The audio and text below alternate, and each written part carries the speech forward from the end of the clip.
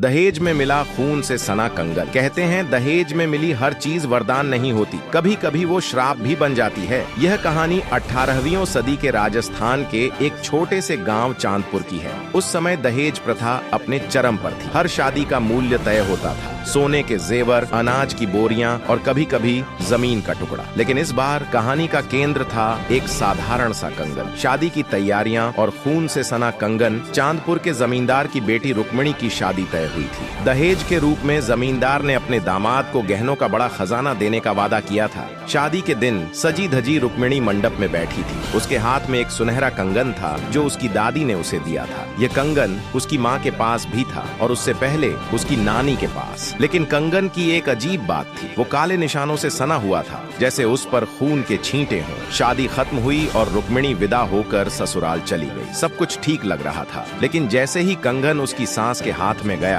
अजीब घटनाएं होने लगी। कंगन का रहस्य ससुराल में पहला दिन ही अजीब था। कंगन के आसपास रहने वाले लोगों को रात में सपने आने लगे। सपनों में एक औरत सफेद साड़ी में रोती हुई दिखाई देती, उसके हाथ से खून टपक रहा होता। वह बार बार एक ही बात कहती, मुझे इंसाफ चाहिए। रुक्मिणी की सास ने डर कर कंगन को उतार कर घर के मंदिर में रख दिया। लेकिन अगले ही दिन कंगन फिर से रुक्मिणी के हाथ में था। किसी ने उसे वहां रखा, इसका कोई सबूत नहीं था। पुरानी घटना का पर्दाफाश गांव के बुजुर्गों से पूछताछ के बाद पता चला कि यह कंगन एक विधवा का था, जिसे उसके पति की मौत के बाद जिंदा जलाकर सती कर दिया गया था। उसकी मौत के समय यह कंगन उसके हाथ में था। गांव वालों ने उसे जबरन सती होने पर मजबूर किया था और उसके पति के परिवार ने यह कंगन संभाल कर रख लिया था। कंगन के साथ एक श्राप जुड़ा हुआ था, जो भी इसे दहेज के रूप में देगा उसके परिवार को बर्बादी झेलनी पड़ेगी। श्राप का अंत और नई शुरुआत यह सुनकर रुक्मिणी के पति अर्जुन ने गांव की पंचायत बुलवाई। उसने सबके सामने ऐलान किया कि वह रुक्मिणी को दिया गया दहेज वापस करेगा और यह प्रथा उसके परिवार में हमेशा के लिए खत्म होगी। अर्जुन ने कंगन को उसी जगह पर जलाने का निर्णय लिया जहां वह विधवा जलाई गई थी। जब कंगन जला तो अचानक हवा में गूंजती एक चीख सुनाई दी। उसी रात अर्जुन और रुक्मिणी को सपना आया। उस सफेद साड़ी वाली औरत ने उन्हें धन्यवाद दिया और कहा, अब मैं मुक्त हूँ। कहानी का संदेश, उस दिन से चांदपुर में दहेज प्रथा पर रोक लग गई। अर्जुन और रुक्मिणी ने